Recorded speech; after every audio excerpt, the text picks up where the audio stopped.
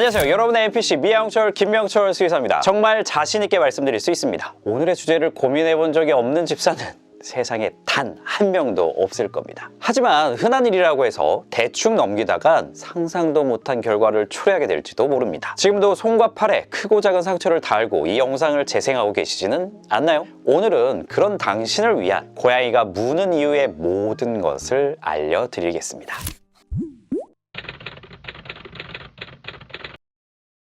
고양이가 무는 행동은 크게 세 가지로 나눠서 생각하면 구분하기 쉽습니다. 첫 번째는 의사 표현입니다. 주로 그만 좀 만져. 하기 싫다니까.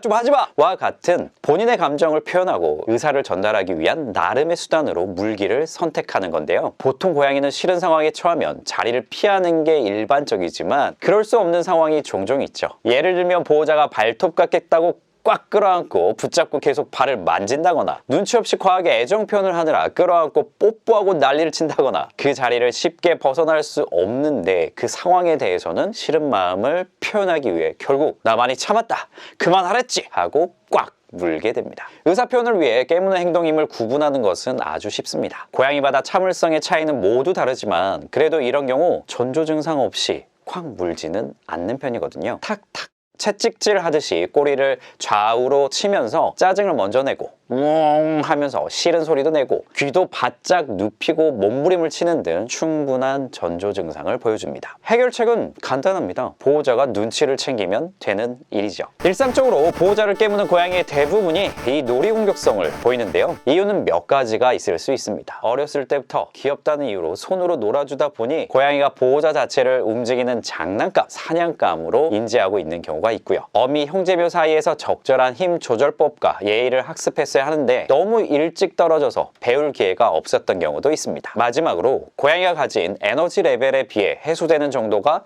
너무 부족하다면 넘치는 에너지를 수취하지 못하고 깨물깨물하는 방식으로 표출되기도 합니다. 이 모든 경우에 다 해당되는 경우도 많습니다. 따라서 가장 기본이 되는 것은 고양이 전용 장난감을 활용한 충분한 사냥놀이가 중요하고요. 손으로 놀아주는 일은 당연히 없어야겠죠. 아기 때는 깨물깨물해도 아프지 않고 오히려 귀엽기만 하겠지만 손에 구멍 나고 피보게 되는 거 정말 한순간이기 때문에 자제해야 합니다. 집사님 손도 소중하니까요. 아무리 놀아줘도 에너지가 넘친다면 그때는 헌팅 피더라든지 먹이 퍼즐 등 혼자서도 머리를 쓰고 먹을 것을 사냥할 수 있는 장난감을 추가로 배치해주세요. 하지만 먹이 퍼즐 하나 놓고 사냥놀이는 안 해준다면 무는 문제 절대 해결되지 않습니다. 동물병원에서 흔히 보이는 공격성입니다. 심한 찔이나 난생 처음 듣는 울음소리가 같이 동반되기도 하는데요. 바로 극심한 공포나 트라우마 상황에서 보이는 방어적 공격성입니다. 고양이 입장에서는 내가 죽을지도 몰라 이런 공포를 느껴서 어쩔 수 없이 그런 공격성을 보이는 건데요. 꼭 동물병원에서만 일어나는 일은 아니고 집에서 일상생활을 하다가 갑자기 너무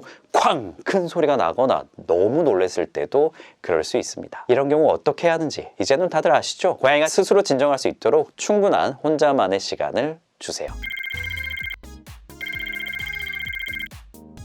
상처 부위를 바로 소독하시고 송곳니 때문에 깊이 상처가 난 상황이라고 하면 항생제 처방을 받아야 할 수 있습니다. 심한 염증 또는 혈관염과 같은 심각한 상황으로 이어질 수 있으니까 이 부분도 꼭 명심하시기 바랍니다.